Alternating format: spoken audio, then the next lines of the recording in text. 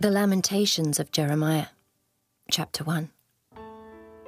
How doth the city sit solitary, that was full of people? How is she become as a widow, she that was great among the nations, and princess among the provinces? How is she become tributary? She weepeth sore in the night, and her tears are on her cheeks. Among all her lovers she hath none to comfort her. All her friends have dealt treacherously with her. They are become her enemies. Judah is gone into captivity because of affliction, and because of great servitude. She dwelleth among the heathen, she findeth no rest.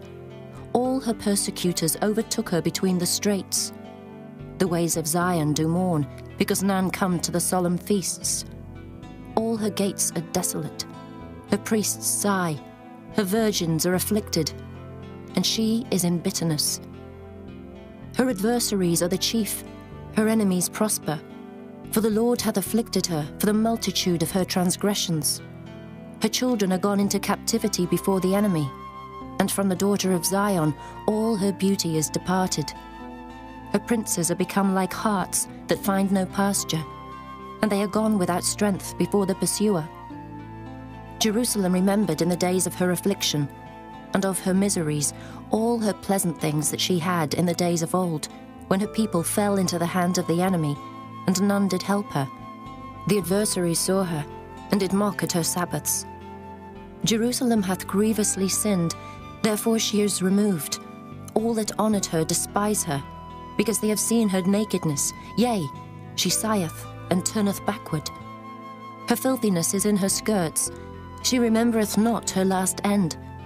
Therefore she came down wonderfully, she had no comforter. O Lord, behold my affliction, for the enemy hath magnified himself. The adversary hath spread out his hand upon all her pleasant things. For she hath seen that the heathen entered into her sanctuary, whom thou didst command that they should not enter into thy congregation. All her people sigh, they seek bread. They have given their pleasant things for meat to relieve the soul. See, O Lord, and consider, for I am become vile. Is it nothing to you, all ye that pass by? Behold, and see if there be any sorrow like unto my sorrow, which is done unto me, wherewith the Lord hath afflicted me in the day of his fierce anger. From above hath he sent fire into my bones, and it prevaileth against them. He hath spread a net for my feet, he hath turned me back. He hath made me desolate and faint all the day. The yoke of my transgressions is bound by his hand. They are wreathed and come up upon my neck. He hath made my strength to fall. The Lord hath delivered me into their hands, from whom I am not able to rise up. The Lord hath trodden under foot all my mighty men in the midst of me. He hath called an assembly against me to crush my young men. The Lord hath trodden the virgin, the daughter of Judah, as in a winepress. For these things I weep. Mine eye runneth down with water, because the comforter that should relieve my soul is far from me. My children are desolate, because the enemy prevailed. Zion spreadeth forth her hands, and there is none to comfort her. The Lord hath commanded, concerning Jacob, that his adversaries should be round about him.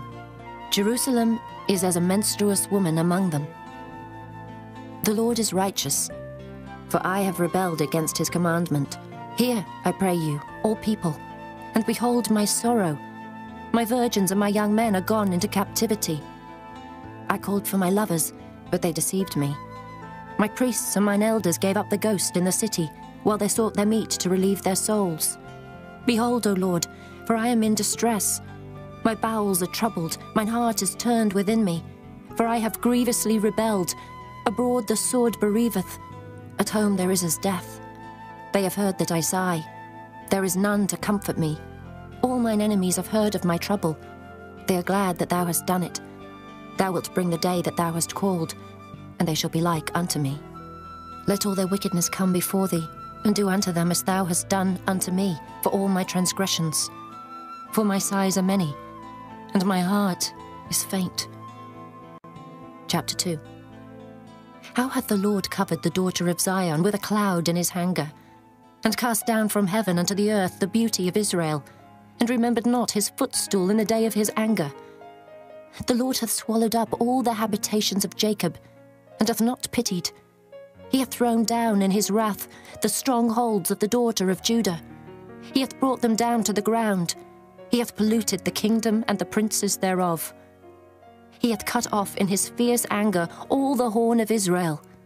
He hath drawn back his right hand from before the enemy, and he burned against Jacob like a flaming fire which devoureth round about. He hath bent his bow like an enemy.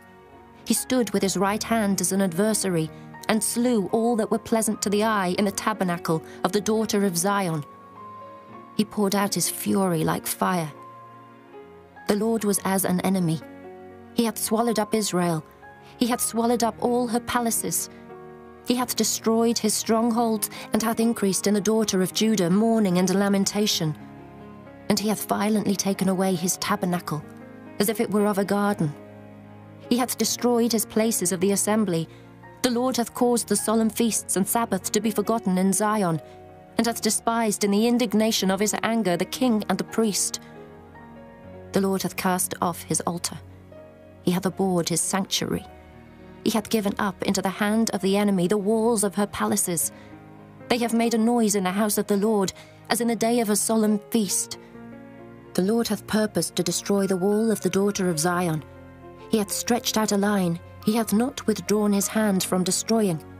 Therefore he made the rampart and the wall to lament. They languished together. Her gates are sunk into the ground. He hath destroyed and broken her bars. Her king and her princes are among the Gentiles. The law is no more. Her prophets also find no vision from the Lord. The elders of the daughter of Zion sit upon the ground and keep silence. They have cast up dust upon their heads. They have girded themselves with sackcloth. The virgins of Jerusalem hang down their heads to the ground. Mine eyes do fail with tears. My bowels are troubled. My liver is poured upon the earth, for the destruction of the daughter of my people, because the children and the sucklings swoon in the streets of the city. They say to their mothers, "Where is corn and wine?"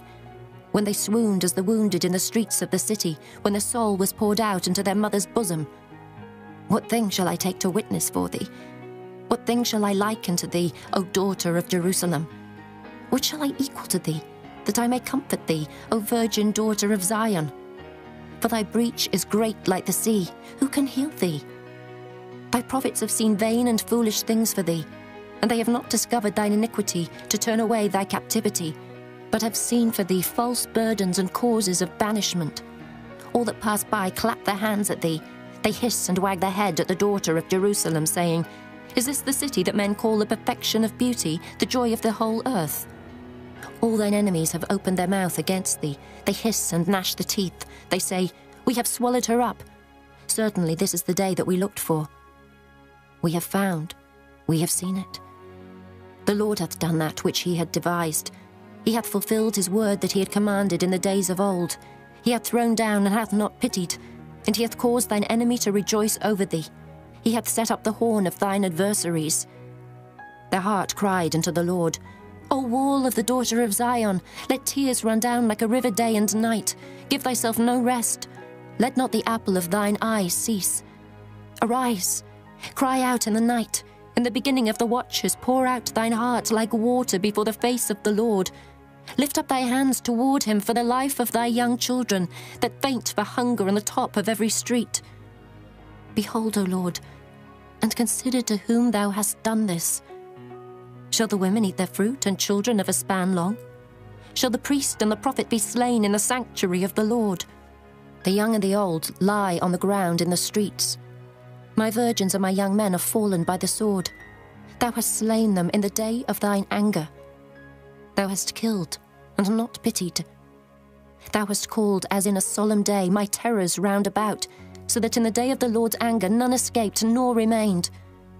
Those that I have swaddled and brought up hath mine enemy consumed. Chapter 3. I am the man that hath seen affliction by the rod of his wrath. He hath led me and brought me into darkness, but not into light. Surely against me is he turned. He turneth his hand against me all the day. My flesh and my skin hath he made old. He hath broken my bones. He hath builded against me, and compassed me with gall and travail.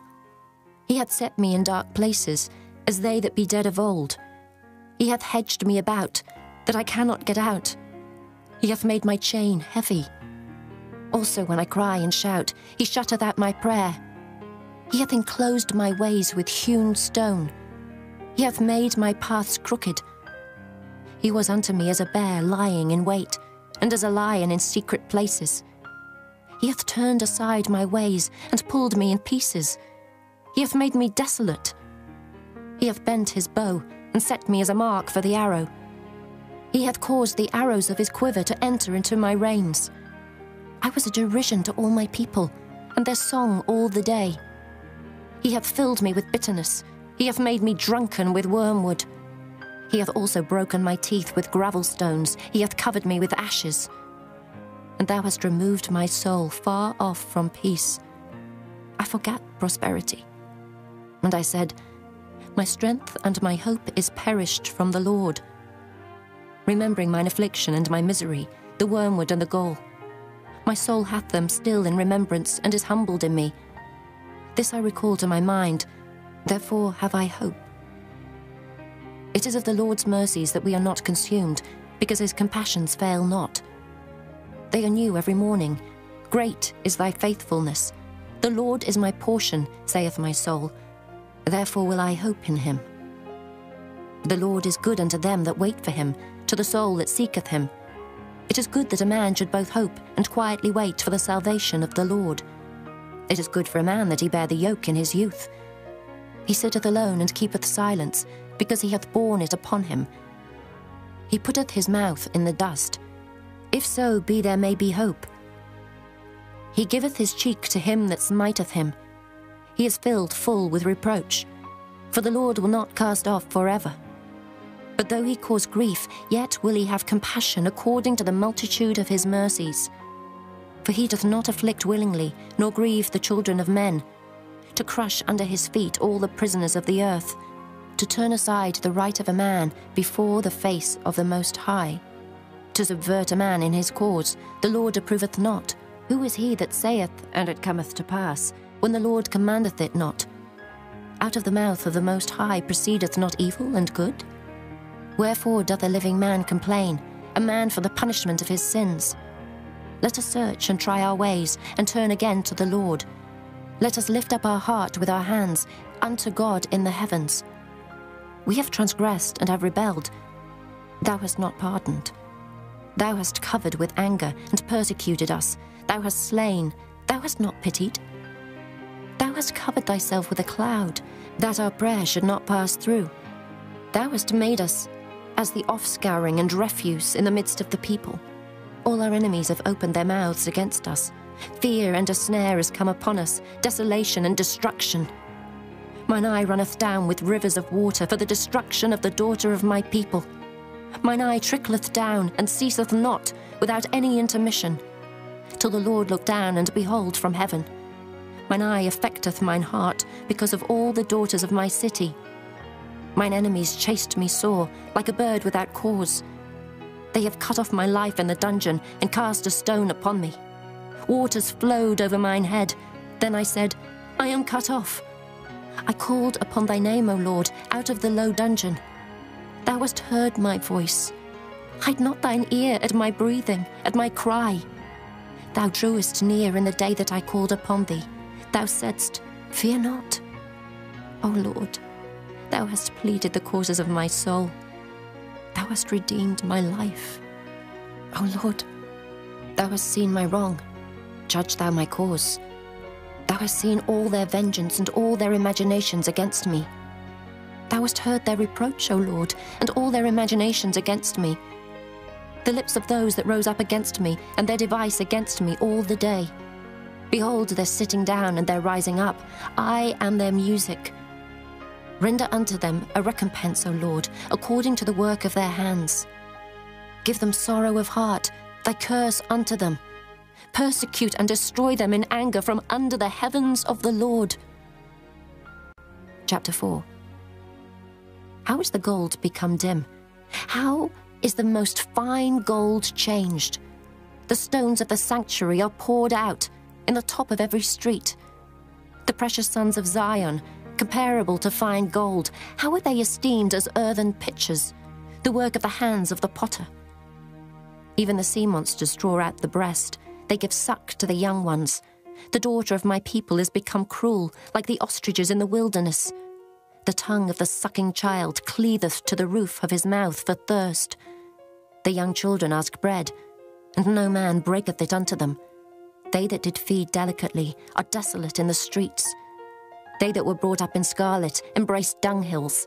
For the punishment of the iniquity of the daughter of my people is greater than the punishment of the sin of Sodom.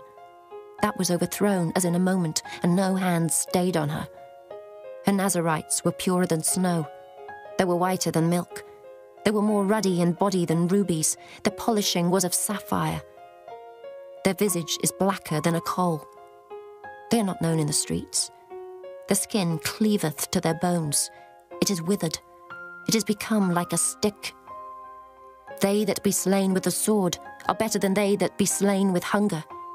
For these pine away, stricken through for want of the fruits of the field. The hands of the pitiful women have sodden their own children. They were their meat in the destruction of the daughter of my people. The Lord hath accomplished his fury. He hath poured out his fierce anger, and hath kindled a fire in Zion, and it hath devoured the foundations thereof. The kings of the earth, and all the inhabitants of the world, would not have believed that the adversary and the enemy should have entered into the gates of Jerusalem. For the sins of her prophets, and the iniquities of her priests, that have shed the blood of the just in the midst of her, they have wandered as blind men in the streets. They have polluted themselves with blood, so that men could not touch their garments. They cried unto them, Depart ye, it is unclean. Depart, depart, touch not. When they fled away and wandered, they said among the heathen, They shall no more sojourn there. The anger of the Lord hath divided them. He will no more regard them. They respected not the persons of the priests. They favoured not the elders. As for us, our eyes as yet failed for our vain help. In our watching we have watched for a nation that could not save us. They hunt our steps, though we cannot go in our streets.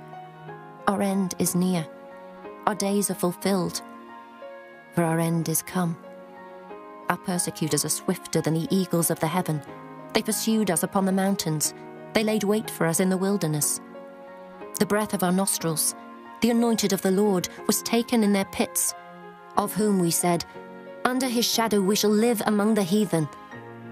Rejoice and be glad, O daughter of Edom, that dwellest in the land of Uz. The cup also shall pass through unto thee. Thou shalt be drunken and shalt make thyself naked.